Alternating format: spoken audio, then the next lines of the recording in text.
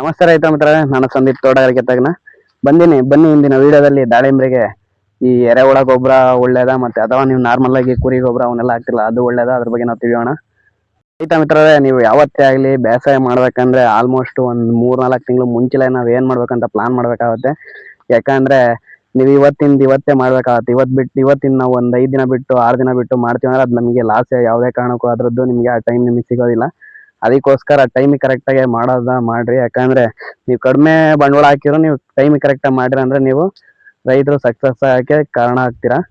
ನೀವು ಎರೆಹುಳ ಗೊಬ್ಬರಕ್ಕೂ ಮತ್ತೆ ನೀವು ನಾರ್ಮಲ್ ಆಗಿ ತಿಪ್ಪೆ ಗೊಬ್ಬರ ಯೂಸ್ ಮಾಡ್ತಿಲ್ಲ, ಅದಕ್ಕೂ ಇದಕ್ಕೂ ಏನ್ ಡಿಫ್ರೆನ್ಸ್ ಅಂದ್ರೆ, ಈ ಎರೆಹುಳ ಗೊಬ್ಬರದಲ್ಲೂ ಮತ್ತೆ ಈ ನಾರ್ಮಲ್ ಗೊಬ್ಬರಕ್ಕೂ ನ್ಯೂಟ್ರಿಯೆಂಟ್ ಆಲ್ಮೋಸ್ಟ್ 3 ಪಟ್ಟು ಜಾಸ್ತಿ ಇರುತ್ತೆ. ಯಾಕಂದ್ರೆ ಈ ತಿಪ್ಪೆ ಗೊಬ್ಬರದಲ್ಲಿ NPK ಕಂಟೆಂಟ್ ಎಷ್ಟು ರೇಷಿಯೋದಲ್ಲಿ ಪರ್ಸೆಂಟೇಜ್ ಅಲ್ಲಿ ಇರುತ್ತೆ ಅಂದ್ರೆ ಆಲ್ಮೋಸ್ಟ್ 0.5% ಮತ್ತೆ ನೈಟ್ರೋಜನ್ ಸಾರಜನಕ ಇರುತ್ತೆ. ಮತ್ತೆ ರಂಜಕ ಬಂದ್ಬಿಟ್ಟು 0.2% ಇರುತ್ತೆ ಈ ತಿಪ್ಪೆ ಗೊಬ್ಬರದಲ್ಲಿ.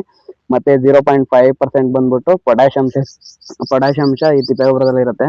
ಆದ್ರೆ ನೀವು ಅದೇ ಗೊಬ್ಬರ ನೀವು ಎರೆಹುಳ ಬಿಟ್ಬಿಟ್ಟು ಅದನ್ನ ನೀವು ಚೆನ್ನಾಗಿ ಡಿಕಂಪೋಸ್ ಆಗಿರೋ ಇದು ಗೊಬ್ಬರ ಹಾಕಿದ್ರೆ ಅದರಲ್ಲಿ ನಿಮಗೆ ನ್ಯೂಟ್ರಿಯೆಂಟ್ ಎನ್ರಿಚ್ ಆಗುತ್ತೆ. ಅದ್ರಲ್ಲಿ ಬಂದ್ಬಿಟ್ಟು ನಿಮಗೆ ಆಲ್ಮೋಸ್ಟ್ 3 ಪಟ್ಟು ಜಾಸ್ತಿ ಆಗುತ್ತೆ. 1.5% ಸಾರಜನಕ ಮತ್ತೆ ಈ 1% ರಂಜಕ ಮತ್ತೆ ಪೊಟ್ಯಾಶ್ ಅಂಶ ಬಂದ್ಬಿಟ್ಟು 1.5% ಇಷ್ಟು ನ್ಯೂಟ್ರಿಯೆಂಟ್ ನಿಮಗೆ 3 ಪಟ್ಟು ಜಾಸ್ತಿ ಆಗುತ್ತೆ. ಯಾಕಂದ್ರೆ ರೈತರ ಹತ್ರ ದುಡ್ಡಿರಲ್ಲ.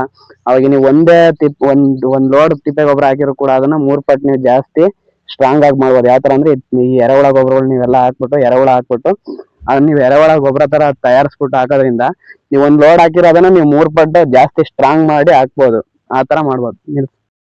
ರೈತ ಮಿತ್ರ, ಈ ಎರೆಹುಳ ಗೊಬ್ಬರ ಮಾಡೋದಕ್ಕೆ ನಿಮ್ಗೆ ಆಲ್ಮೋಸ್ಟ್ 3 ತಿಂಗಳು ಟೈಮ್ ತಗೊಳುತ್ತೆ. ಮತ್ತೆ ತಿಪ್ಪೆ ಗೊಬ್ಬರಕ್ಕೂ ಇದಕ್ಕೂ ಏನ್ ಡಿಫ್ರೆನ್ಸ್ ಅಂದ್ರೆ ಸಾಕಷ್ಟು ಪೋಷಕಾಂಶಗಳು ರಿಚ್ ಆಗಿರ್ತವೆ. ಅಂದ್ರೆ ನಿಮಗೆ ಗಿಡಕ್ಕೆ ಅವೈಲಬಿಲಿಟಿ ಅಂದ್ರೆ ಫುಲ್ ಸ್ಪೀಡ್ ಅಲ್ಲಿ ಸಿಗ್ತಿರ್ತವೆ. ಮತ್ತೆ ಫ್ಲವರ್ ಬರೋದಕ್ಕೂ ಕೂಡ ಹೆಚ್ಚು ಮಾಡುತ್ತೆ.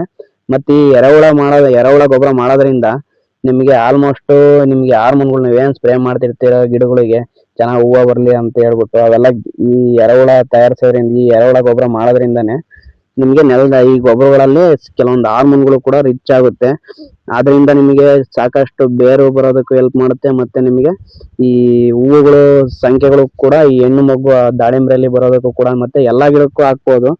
ದಾಳಿಂಬ್ರೆಯಲ್ಲಿ ಬಂದ್ಬಿಟ್ಟು ಈ ಚೆನ್ನಾಗಿ ನಿಮಗೆ ಹೂವು ಬರೋದಕ್ಕೂ ಕೂಡ ಹೆಲ್ಪ್ ಮಾಡುತ್ತೆ.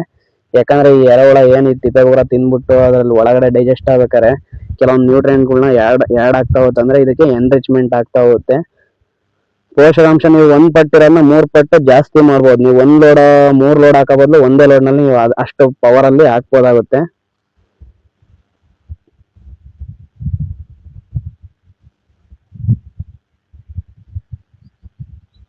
ಈ ಎರೆಹುಳ ಫುಲ್ ತಯಾರಾದ್ಮೇಲೆ ಅದೇನ್ ನಾವ್ ಎರೆಹುಳ ಮಾಡೋದಕ್ಕೆ ನೆಳ್ಳಲ್ಲೇ ಹಾಕೊಂಡಿರ್ತೀವಲ್ಲ, ಅದಕ್ಕೆ ಕೆಲವೊಂದು ಸೂಕ್ಷ್ಮ ಜೀವಾಣುಗಳು ಲಾಸ್ಟ್ ನಾವು ನೆಲಕ್ಕೆ ಹಾಕೋದ್ಕೂ ಮುಂಚೆ ನಾವು ಇದನ್ನ ಕಲ್ಚರ್ನ ಅದಕ್ಕೆ ಹಾಕ್ಬಿಟ್ಟು ಎನ್ರಿಚ್ಮೆಂಟ್ ಮಾಡ್ಕೊಳ್ತೀವಿ. ಯಾಕಂದ್ರೆ NPK ಕನ್ಸಾಶಿ ಅಂತ ಇದರಲ್ಲಿ ನಮಗೆ ನೈಟ್ರೋಜನ್ ಸಾಲ್ಯುಬಲೈಸಿಂಗ್ ಬ್ಯಾಕ್ಟೀರಿಯಾ ಅಂದ್ರೆ ಅಜಿಟೋ ಬ್ಯಾಕ್ಟೀರಿಯಾ, ಮತ್ತೆ ಫಾಸ್ಫರಸ್ ಸಾಲ್ಯುಬಲೈಸಿಂಗ್ ಬ್ಯಾಕ್ಟೀರಿಯಾ, ಮತ್ತೆ ಪೊಟ್ಯಾಶ್ ಸಾಲ್ಯುಬಲೈಸಿಂಗ್ ಮೊಬಲೈಸಿಂಗ್ ಬ್ಯಾಕ್ಟೀರಿಯಾ ಇವೆಲ್ಲ ಇರ್ತವೆ. ಇವೇನ್ ಮಾಡುತ್ತೆ ನಮಗೆ ಈ ತಿಪ್ಪೆ ಗೊಬ್ಬರ ತಂಪು ಹೆಂಗಿದ್ರು ಇರುತ್ತೆ, ಎರೆಹುಳಕ್ಕೆ ತಂಪು ಮೇಂಟೈನ್ ಮಾಡಿರ್ತೀವಿ. ಈ ನೆಳ್ಳಲ್ಲಿ ಇರೋದಕ್ಕೂ ಅದಕ್ಕೂ ನಾವು ಈ ನ್ಯೂಟ್ರಿಯನ್ ಇವು ಏನ್ ಕನ್ಸಾಶಿಯಂ ಏನ್ ಮೈಕ್ರೋಬ್ಸ್ ಇರ್ತಾವೆ ಇವನ್ನ ಹಾಕಿರೋದಕ್ಕೋಸ್ಕರ ಚೆನ್ನಾಗಿ ಮಲ್ಟಿಪ್ಲಿಕೇಶನ್ ಆಗಿರ್ತವೆ. ನಾವು ನೆಕ್ಸ್ಟ್ ಇದನ್ನ ನೆಲಕ್ಕೆ ಹಾಕ್ದಷ್ಟಿಗೆ ನೆಲದಲ್ಲಿರುವ ಸೂಕ್ಷ್ಮ ಕೆಲವೊಂದು ಮೈಕ್ರೋನ್ಯೂಟ್ರಿಯೆಂಟ್ ಸಿಗ್ತಿರಲ್ಲ, ಮತ್ತೆ ಕೆಲವೊಂದು ನ್ಯೂಟ್ರಿಯೆಂಟ್ಗಳು ನಾವು ಹಾಕ್ತಾ ಕೂಡ ನಮಗೆ ಗಿಡಕ್ಕೆ ಸಿಗ್ತಾ ಇರಲ್ಲ. ಇವನ್ನೆಲ್ಲ ನಾವು ಹಾಕೊಳ್ಳೋದಕ್ಕೋಸ್ಕರ ಚೆನ್ನಾಗಿ ನ್ಯೂಟ್ರಿಯೆಂಟ್ ಅವೈಲಬಿಲಿಟಿ ನೆಕ್ಸ್ಟ್ ನಮಗೆ ಇದರಲ್ಲಿ ಹಾಕಿದ್ಮೇಲೆ ಚೆನ್ನಾಗಿ ಗಿಡಕ್ಕೆ ಸಿಗ್ತಾ ಹೋಗುತ್ತೆ. ಮತ್ತೆ ಇದ್ರ ಜೊತೆ ನೀವು ಬರೀ NPK ಕನ್ಸಾಶಿ ಅಷ್ಟೇ ಅಲ್ಲ, ಟ್ರೈಕೋಡರ್ಮಾ, ಸೂಡೋಮೋನಾಸ್ ಇವನ್ನೆಲ್ಲ ಲಾಸ್ಟ್ ಒಂದು 15 ದಿನ ಮುಂಚೆ ಇಲ್ಲ 1 ವಾರದ ಮುಂಚೆ ಹಾಕೊಂಡ್ಬಿಟ್ಟು ಚೆನ್ನಾಗಿ ಮಿಕ್ಸ್ ಹೊಡೆದಿಲ್ಲ ಆದ್ರೆ ಮೇಲ್ಗಡೆನೆ ಹಾಕ್ಬಿಟ್ಟು ಚೆನ್ನಾಗಿ ನೀರ್ ಬಿಡೋದ್ರಿಂದ ನಿಮಗೆ ಚೆನ್ನಾಗಿ ಮಲ್ಟಿಪ್ಲಿಕೇಶನ್ ಆಗುತ್ತೆ. ಮತ್ತೆ ಇದನ್ನ ನೆಕ್ಸ್ಟ್ ನೀವು ಗಿಡಕ್ಕೆ ಹಾಕಿದಾಗ ಒಟ್ಟು ಡಿಫ್ರೆಂಟ್ ಆಗಿ ಬೇರೆ ರೈತರು ನಾರ್ಮಲ್ ಆಗಿ ತಿಪ್ಪೆ ಗೊಬ್ಬರ ಹಾಕೋದಕ್ಕೂ ಈ ತರ ನೀವೆಲ್ಲ ಎರೆಹುಳ ಗೊಬ್ಬರ ಮಾಡ್ಬಿಟ್ಟು ಈ ತರ ಕನ್ಸಾಶಿಯನ್ ಎಲ್ಲ ಮಿಕ್ಸ್ ಮಾಡಿ ಮಾಡೋದ್ರಿಂದ ನಿಮಗೆ ಆಲ್ಮೋಸ್ಟ್ ಏನಿಲ್ಲ ಅಂದ್ರೆ ಒಂದು 20 to 30% ಆದ್ರೆ ನಿಮಗೆ ಇಳುವರಿಯಲ್ಲಿ ಜಾಸ್ತಿ ಆಗುತ್ತೆ. ಯಾಕಂದ್ರೆ ಇದೇ ನಾವು ಈ ಎರೆಹುಳ ಗೊಬ್ಬರ ಮಾಡ್ತೀವಲ್ಲ, ಇದರಿಂದ ನಮಗೆ ಸಾಕಷ್ಟು ಈ ಇದರಲ್ಲಿ ಕೆಲವೊಂದು ಹಾರ್ಮೋನ್ಗಳು ಕೂಡ ನಮಗೆ ಮಿಕ್ಸ್ ಆಗ್ತಾ ಹೋಗುತ್ತೆ. ಯಾಕಂದ್ರೆ ಈ ಆಕ್ಸಿನೋಸೈಟೋಕಿನ್ ಅಂತ ನಮ್ ಗಿಡದಲ್ಲಿ ತಯಾರಿಸಿರುತ್ತೆ. ಈ ಎರೆಹುಳ ಗೊಬ್ಬರ ಮಾಡೋದ್ರಿಂದ ಇದರಲ್ಲಿ ಕೂಡ ನಮಗೆ ಹಾರ್ಮೋನ್ಸ್ ಗಳು ಕೂಡ ಇರ್ತವೆ. ಮತ್ತೆ ಈ ಮೈಕ್ರೋನ್ಯೂಟ್ರಿಯೆಂಟ್ ಇದರಲ್ಲಿ ಎನ್ರಿಚ್ಮೆಂಟ್ ಆಗಿರುತ್ತೆ. ಈ ಎರೆಹುಳ ಗೊಬ್ಬರ ಮಾಡೋದ್ರಿಂದ ನಮಗೆ ನಾರ್ಮಲ್ ಆಗಿ ತಿಪ್ಪೆ ಗೊಬ್ಬರದಲ್ಲಿ ಅಷ್ಟೊಂದು ಇರಲ್ಲ. ಮತ್ತೆ ಇದೆಲ್ಲ ಮಾಡೋದ್ರಿಂದ ನ್ಯೂಟ್ರಿಯೆಂಟ್ಸ್ ಗಳು ಫಾಸ್ಟ್ ಅವೈಲಬಿಲಿಟಿ ಆಗ್ಬಿಟ್ಟು ನಮಗೆ ಫ್ಲವರ್ ಬರೋಕೆ ಹೆಚ್ಚಿಗೆ ಮಾಡುತ್ತೆ. ಗೊತ್ತಾಯ್ತಲ್ಲ ಈ ನಾರ್ಮಲ್ ತಿಪ್ಪೆ ಗೊಬ್ಬರ ಹಾಕೋದಕ್ಕೂ ನೀವು ಎರೆಹುಳ ಗೊಬ್ಬರ ಹಾಕೋದಕ್ಕೂ ಏನ್ ಡಿಫ್ರೆನ್ಸ್ ಅಂತ. ಯಾಕಂದ್ರೆ ಈ ಎರೆಹುಳ ಗೊಬ್ಬರದಲ್ಲಿ ಸಿಕ್ಕಾಪಟ್ಟೆ ಮೈಕ್ರೋ ನ್ಯೂಟ್ರಿಯೆಂಟ್ ಅವೆಲ್ಲ ಎನ್ರಿಚ್ ಆಗಿರುತ್ತೆ. ಆದ್ರೆ ತಿಪ್ಪೆ ಗೊಬ್ಬರದಲ್ಲಿ ಅದು ಅಷ್ಟೊಂದು ಸಿಗಲ್ಲ. ಇದೇನ್ ನಾವ್ ಎರೆಹುಳ ಗೊಬ್ಬರ ಮಾಡೋದ್ರಿಂದ ನಿಮಗೆ ಒಂದ್ ಲೋಡ್ ನೀವು ನಾರ್ಮಲ್ ಆಗಿ ತಿಪ್ಪೆ ಗೊಬ್ಬರ ಹಾಕಬಲ್ಲ, ಅದನ್ನೇ ನೀವು ಎರೆಹುಳ ಗೊಬ್ಬರ ಮಾಡಿ ಹಾಕಿರಿ ಅಂದ್ರೆ 3 ಲೋಡ್ ಏನ್ ಕೆಲಸ ಮಾಡುತ್ತೋ ಅದನ್ನ ಒಂದೇ ಲೋಡ್ ಕೆಲಸ ಮಾಡುತ್ತೆ. ಸರಿನಾ? ನಿಮ್ಗೆ ಏನಾದ್ರು ಕಡಿಮೆ ದುಡ್ಡಿದ್ರೆ ಈ ತರ ನೀವು ಒಂದ್ 3 ತಿಂಗಳು ಮುಂಚೆನೆ ಎಲ್ಲ ತಯಾರಿ ಮಾಡ್ಕೊಂಡು ಮಾಡ್ಬೋದು. ಮತ್ತೆ ಇದು ಮಾಡೋದ್ರಿಂದ ನೀವು ನಾರ್ಮಲ್ ಆಗಿ 20-30% ಇಲ್ಲ ಒಂದು 50% ವರೆಗೂ ರೈಸ್ ಆಗೋ ಸಾಧ್ಯತೆ ಇರುತ್ತೆ ಇಳುವರಿಯಲ್ಲಿ. ಯಾಕಂದ್ರೆ ನೀವು ಎಷ್ಟು ಪ್ಯೂರಿಟಿ ಕೊಡ್ತೀರೋ ಅದ್ರ ಮೇಲೆ ನಿಮಗೆ ಹೋಗುತ್ತೆ. ಇವೇ ಮೇನ್ ಆಗುತ್ತೆ. ರೈತರು ಇವನ್ನೆಲ್ಲ ಯಾರು ಜಾಸ್ತಿ ಚೆನ್ನಾಗಿ ಮಾಡ್ತಾರೋ ಅವರೇ ಚೆನ್ನಾಗಿ ಬೆಳೆದ್ಬಿಟ್ಟು ಫೇಮಸ್ ಆಗ್ತಾ ಇರ್ತಾರೆ. ನೋಡ್ರಿ ಇವನ್ನೆಲ್ಲ ಕ್ಲೀನಾಗೆ ಮಾಡ್ರಿ. ರೈತ ಮಿತ್ರರೇ, ಈ ಎರೆಹುಳ ಗೊಬ್ಬರ ನೋಡ್ರಿ ಒಂದಿಷ್ಟು ಸ್ಮೆಲ್ ಇಲ್ಲ, ಯಾಕಂದರೆ ಭಾಳ ದಿನ ಆಯ್ತಲ್ಲ. ಮತ್ತು ಗೊಬ್ಬರ ತೂಕನೂ ಇಲ್ಲ. ಈ ಥರ ಬ್ಲ್ಯಾಕ್ ಕಲರ್ ಇರಬೇಕು. ಈ ಥರ ನಮಗೆ ಗೊಬ್ಬರ ಇದ್ದರೆ ನೀವು ಇಳುವರಿಯಲ್ಲಿ ನಮಗೆ ಜಾಸ್ತಿ ಅಧಿಕ ಇಳುವರಿ ಬರುತ್ತೆ. ಹಾಗಾದ್ರೆ ರೈತ ಮಿತ್ರರೇ, ನಾವು ಈ ಎರೆಹುಳ ಗೊಬ್ಬರ ನಾವು ಯಾವ ತರ ತಯಾರು ಮಾಡೋದು ಅದ್ರ ಬಗ್ಗೆ ನಾವು ತಿಳಿಯೋಣ. ಯಾಕಂದ್ರೆ ಸ್ಟಾರ್ಟಿಂಗ್ ನಲ್ಲಿ ನಾವು ಒಂದ್ 2-3 ಗೊಬ್ಬರ 2-3 ಲೋಡ್ ನಾವು ಈ ಕುರಿ ಗೊಬ್ಬರ ಹೊಡಿಸಿದ್ವಿ. ಅದಕ್ಕೆ ಸ್ಟಾರ್ಟಿಂಗ್ ನಲ್ಲಿ ನೀವು ಎರೆಹುಳ ತಂದ್ಬಿಟ್ಟು ಅದ್ರೊಳಗೆ ಬಿಟ್ಟಾಗ ಏನಾಗುತ್ತೆ ಅಂದ್ರೆ ಆ ಈಟಿಗೆ ಆ ಕಾವಿಗೆ ಈ ಎರೆಹುಳ ಇರೋದಿಲ್ಲ, ಸಾಯುತ್ತೆ.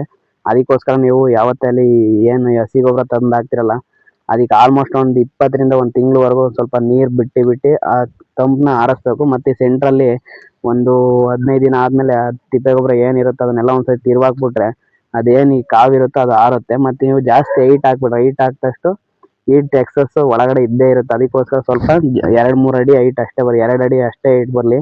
ಅದನ್ನ ಚೆನ್ನಾಗಿ ಅಳ್ದ್ಬಿಟ್ಟು ಆಮೇಲೆ ಅದಕ್ಕೆ ನೀವು ಎರೆಹುಳ ತರಬೇಕಾಗುತ್ತೆ. ಎರೆಹುಳ ಯಾವ ಸ್ಪೀಸೀಸ್ ಬೇಜಾನ್ ಸ್ಪೀಸೀಸ್ ಬರುತ್ತೆ. ಅದರಲ್ಲಿ ಎಡ್ರನಲ್ಲಸ್ ಫ್ಯೂಜಿನಿಯಲಿಯಾ ಅಂತ ಬರುತ್ತೆ, ಮತ್ತೆ ಎಸಿನಿಯಾ ಫಿಟಿಡಾ ಅಂತ ಬರುತ್ತೆ. ನಾರ್ಮಲ್ ಆಗಿ ಎಸಿನಿಯಾ ಫಿಟಿಡಾ ಇದು ಎಲ್ಲಾ ಟೆಂಪರೇಚರ್ಗೂ ಹೊಂದ್ಕೊಳ್ತಾ ಹೋಗುತ್ತೆ. ಇವು ಎರೆಹುಳ ಕೂಡ ನಿಮಗೆ ಈ ಕೃಷಿ ವಿಜ್ಞಾನ ಕೇಂದ್ರಗಳಲ್ಲಿ ಮತ್ತೆ ಈ GKVK ಅಲ್ಲೆಲ್ಲ ಸಿಗ್ತಾವೆ ಅಂತ ಅಂದ್ಬಿಟ್ಟು 1 ಟನ್ ಗೊಬ್ಬರಕ್ಕೆ 1-1.5 kg ಎರೆಹುಳ ಬೇಕಾಗುತ್ತೆ.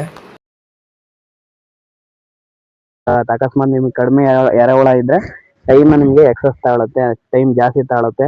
ಅದಕ್ಕೋರ ಈ ಕ್ವಾಂಟಿಟಿಯಲ್ಲಿ ನೀವು ಈ ಎರೆಹುಳ ತಂದ್ಬಿಟ್ಟು ಮೇಲ್ಗಡೆ ಬಿಡ್ಬೇಕಾಗುತ್ತೆ. ಅದಕ್ಕೆ ಮುಂಚೆ ನಾರ್ಮಲ್ ಇದು ನಿಮಗೆ ಲೋ ಬಡ್ಜೆಟ್ ನಲ್ಲಿ ನಾನು ಹೇಳ್ತಿರೋದು.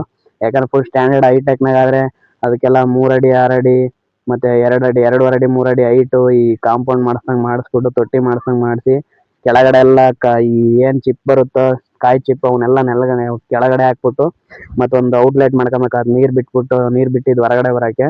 ಈ ತರ ಇದಾದ್ರೆ ಹೈ ಬಡ್ಜೆಟ್ ಆಗುತ್ತೆ. ಬೇಡ ಕಡಿಮೆ ಬಡ್ಜೆಟ್ ಆದ್ರೆ ನೀವು ನಾರ್ಮಲ್ ಆಗಿ ನಿಮ್ಗೆ ಏನ್ ಮರಗಳು ಏನಿರ್ತಾವ ಹೊಲಗಳಲ್ಲಿ ಅದಕ್ಕೆ ನೀವು ತಿಪ್ಪೆ ಗೊಬ್ಬರ ಹೊಡೆಸ್ಕೊಂಡ್ಬಿಟ್ಟು ಅದಕ್ಕೆ ಈ ಎರೆಹುಳ ಇಸಿನಿಯಾ ಫಿಟಿಡಾ ಅಂತ ಬರುತ್ತಲ್ಲ ಈ ಸ್ಪೀಸೀಸ್ ನಿಮ್ಗೆ ಎಲ್ಲಾ ಟೆಂಪರೇಚರ್ಗೂ ಹೊಂದ್ಕೊಳತ್ತೆ. ಇವನ್ನ ತಂದ್ಬಿಟ್ಟು ಹಾಕ್ಬಿಟ್ಟು ಇದಕ್ಕೆ ನೀವು ಯಾವ ತರ ನೀರ್ನ ಅವಾಗ ತಂಪ್ ಮಾಡ್ತಾ ಇರ್ಬೇಕು. ಒಂದ್ 2 ದಿನ 3 ದಿನಕ್ಕೆ ಒಂದ್ಸತಿ ನೀರ್ ಬಿಡ್ತಾ ಇರ್ಬೇಕು. ನೀರ್ ಜಾಸ್ತಿ ಬಿಡ್ಬೇಡಿ. ಅಕಸ್ಮಾತ್ ಇಲ್ಲ ಬೇಡ ಅಂದ್ರೆ ಸುತ್ತ ಮೇಲ್ಗಡೆ ಎಲ್ಲ ಈ ಗೋಣಿ ಚೀಲ ಹಾಕ್ಬಿಟ್ಟು ಅದಕ್ಕೆ ನೀರ್ ಹೊಡಿತಾ ಇರ್ಬೇಕು. ತಂಪ್ ಮೇಂಟೈನ್ ಮಾಡಿದಷ್ಟು ಇವೇನ್ ಚೆನ್ನಾಗಿ ನಿಮ್ಗೆಲ್ಲ ತಿಂದ್ಬಿಟ್ಟು ಎಲ್ಲ ಇದ್ ಮಾಡುತ್ತೆ. ಅಕಸ್ಮಾತ್ ನಿಮ್ಗೆ ಏನ್ ಈ ತಿಪ್ಪೆ ಗೊಬ್ಬರನೇ ಅಂತ ಇಲ್ಲ, ಹಸಿ ಈ ಕಸ ಏನಿರುತ್ತೆ ಅದನ್ನೆಲ್ಲ ತಂದು ಹಾಕಿರೋ ಅದನ್ನು ಕೂಡ ನಿಮ್ಗೆ ಗೊಬ್ಬರ ಆಗುತ್ತೆ ಎರೆಹುಳದಿಂದ. ಈ ತರ ನೀವು ಮಾಡೋದ್ರಿಂದ ನಿಮ್ ನೆಲದಲ್ಲಿ ಸಾಕಷ್ಟು ನ್ಯೂಟ್ರಿಯೆಂಟ್ಗಳು ಎನ್ರಿಚ್ ಆಗುತ್ತೆ. ಮತ್ತೆ ಇದೇನ್ ಎರೆಹುಳ ಆಗ್ತಿದ್ದು ನೀನ್ ನಾರ್ಮಲ್ ಆಗಿ ಗೊತ್ತಲ್ಲ ರೈತರಿಗೆ ಫ್ರೆಂಡ್ ಅಂತ, ಫಾರ್ಮರ್ ಫ್ರೆಂಡ್ ಅಂತ ಅಂತಾರೆ ಈ ಎರೆಹುಳನ. ಈ ಎರೆಹುಳ ಗೊಬ್ಬರ ನಾವು ಬ್ಲಾಕ್ ಗೋಲ್ಡ್ ಅಂತಾನೆ ಅನ್ಬೋದು. ಯಾಕಂದ್ರೆ ಇದರಲ್ಲಿ ಸಾಕಷ್ಟು ಸೂಕ್ಷ್ಮ ಜೀವಾಣುಗಳು ಮತ್ತೆ ಏನ್ ಮೈಕ್ರೋಬ್ಸ್ ಗಳೆಲ್ಲ ಸಿಕ್ಕಾಪಟ್ಟೆ ಡೆವಲಪ್ ಆಗಿರುತ್ತೆ. ಮತ್ತೆ ನ್ಯೂಟ್ರಿಯೆಂಟ್ಗಳು ಕೂಡ ಎನ್ರಿಚ್ ಆಗಿರುತ್ತೆ. ಇದನ್ನ ಹಾಕೋದಕ್ಕೂ ನಾರ್ಮಲ್ ಗೊಬ್ಬರ ಹಾಕೋದಕ್ಕೂ ಸಾಕಷ್ಟು ಬಿಡುತ್ತೆ. ಯಾಕಂದ್ರೆ ಇದರಲ್ಲಿ ಸಾಕಷ್ಟು ಎಂಜೈಮ್ಸ್ ಮತ್ತೆ ಹಾರ್ಮೋನ್ಸ್ಗಳು ಅವೆಲ್ಲ ಎನ್ರಿಚ್ ಆಗಿರುತ್ತೆ. ಇದನ್ನ ಹಾಕೋದ್ರಿಂದ ನಮ್ಗೆ ನಾರ್ಮಲ್ ಆಗಿ ಇಳುವರಿ ಜಾಸ್ತಿ. ಯಾಕಂದ್ರೆ ಇದೇನ್ ಎರೆಹುಳ ಗೊಬ್ಬರ ನಮ್ಗೆ ಫ್ಲವರ್ ಜಾಸ್ತಿ ಬರಂಗೆ ಹೆಲ್ಪ್ ಮಾಡುತ್ತೆ. ನಾರ್ಮಲ್ ತಿಪ್ಪೆ ಗೊಬ್ಬರದಲ್ಲಿ ಅಷ್ಟೊಂದ್ ಬರಲ್ಲ. ಯಾಕಂದ್ರೆ ಇದರಲ್ಲಿ ಹಾರ್ಮೋನ್ ಅವೆಲ್ಲ ಬ್ಯಾಲೆನ್ಸ್ ಆಗೋದ್ರಿಂದ ಆಕ್ಸಿಜನ್ ಸೈಟೋಕಿನಿನ್ ಇವೆಲ್ಲ ಎನ್ರಿಚ್ ಆಗಿರುತ್ತೆ. ಮತ್ತೆ ಈ ಮೈಕ್ರೋ ನ್ಯೂಟ್ರಿಯೆಂಟ್ ಕೂಡ ಸಾಕಷ್ಟು ಸ್ಪೀಡ್ ಅಲ್ಲಿ ಅವೈಲಬಿಲಿಟಿ ಇರುತ್ತೆ ಗಿಡಕ್ಕೆ. ನಾರ್ಮಲ್ ತಿಪ್ಪೆ ಗೊಬ್ಬರ ಹಾಕೋದ್ರಿಂದ ನಿಮ್ಗೆ ನ್ಯೂಟ್ರಿಯೆಂಟ್ಗಳು ಬೇಗ ಗಿಡಕ್ಕೆ ಸಿಗೋದಿಲ್ಲ. ಆದ್ರೆ ಈ ಎರೆಹುಳ ಗೊಬ್ಬರ ಮಾಡಿ ಹಾಕೋದ್ರಿಂದ ಈ ಎರೆಹುಳ ಏನ್ ಗೊಬ್ಬರದಲ್ಲಿ ಏನ್ ನ್ಯೂಟ್ರಿಯೆಂಟ್ ಇರ್ತಾವ ಅವು ನಿಮ್ಗೆ ಬೇಗನೆ ಸಿಗುತ್ತೆ. ಇದರಿಂದ ನಿಮ್ಗೆ ಗಿಡಕ್ಕೆ ಯಾವ್ದೇ ತರ ರೋಗನೂ ಬರಲ್ಲ. ಮತ್ತೆ ಇಮ್ಯುನಿಟಿನೂ ಜಾಸ್ತಿ ಆಗುತ್ತೆ. ರೋಗ ಬರ್ದಿಲ್ದಂಗೂ ಕೂಡ ನಿಮ್ಗೆ ಗಿಡ ಸ್ಟ್ರೆಂತ್ ಆಗ್ತಾ ಹೋಗುತ್ತೆ. ಈ ತರ ನೀವು ಗೊಬ್ಬರನ ಮಾಡ್ಕೊಬಹುದು. ಒಂದು 2.5-3 ತಿಂಗಳು ಟೈಮ್ ತಗೊಳುತ್ತೆ ಎಲ್ಲ ಕ್ಲೀನ್ ಆಗಿ ಗೊಬ್ಬರ ಆಗೋದಕ್ಕೆ. ಅದಕ್ಕೆ 3 ತಿಂಗಳು ಮುಂಚೆನೆ ಪ್ಲಾನ್ ಮಾಡ್ಕೊಳ್ರಿ. ಆಮೇಲೆ ಬೆಳೆ ಬಿಡೋದಕ್ಕೂ ಮುಂಚೆಲೆ ಹಾಕ್ಬಿಟ್ಟು ಇದ್ರ ಪಕ್ಕದಾಗ ಒಂದಿಷ್ಟು ಗೌರ್ಮೆಂಟ್ ಗೊಬ್ಬರ ಅವನ್ನೆಲ್ಲ ಹಾಕ್ಬಿಟ್ಟು ಮಾಡೋದ್ರಿಂದ ನಿಮಗೆ ಚೆನ್ನಾಗಿ ಫ್ಲವರ್ ಅವೆಲ್ಲ ಸೆಟ್ಟಿಂಗ್ ಆಗೋದಕ್ಕೆ ಹೆಲ್ಪ್ ಮಾಡುತ್ತೆ. ನೆಕ್ಸ್ಟ್ ಇದೇ ತರ ನಿಮಗೆ ಇನ್ನ ಬೇರೆ ದಾಳಿಂಬೆಯಲ್ಲಿ ಮತ್ತು ಬೇರೆ ಬೆಳೆಗಳಲ್ಲಿ ಕೂಡ ನಿಮಗೆ ಮಾಹಿತಿನ ಕೊಡ್ತಾ ಹೋಗ್ತೀವಿ. ನಮ್ಮ ಚಾನಲ್ನ ಸಬ್ಸ್ಕ್ರೈಬ್ ಮಾಡ್ಕೊಳ್ಳಿ. ಮತ್ತೆ ಡಿಫ್ರೆಂಟ್ ಕಂಡೀಷನ್ ಅಲ್ಲಿ ನಾವು ಯಾವ್ಯಾವ ತರ ಮಾಡ್ಬೋದು, ಡಿಫ್ರೆಂಟ್ ಐಡಿಯಾ ಅವನ್ನೆಲ್ಲ ಅದ್ರ ಬಗ್ಗೆ ನಾವು ಹೇಳ್ತಾ ಹೋಗ್ತೀವಿ. ಸಬ್ಸ್ಕ್ರೈಬ್ ಮಾಡ್ಕೊಳ್ಳಿ.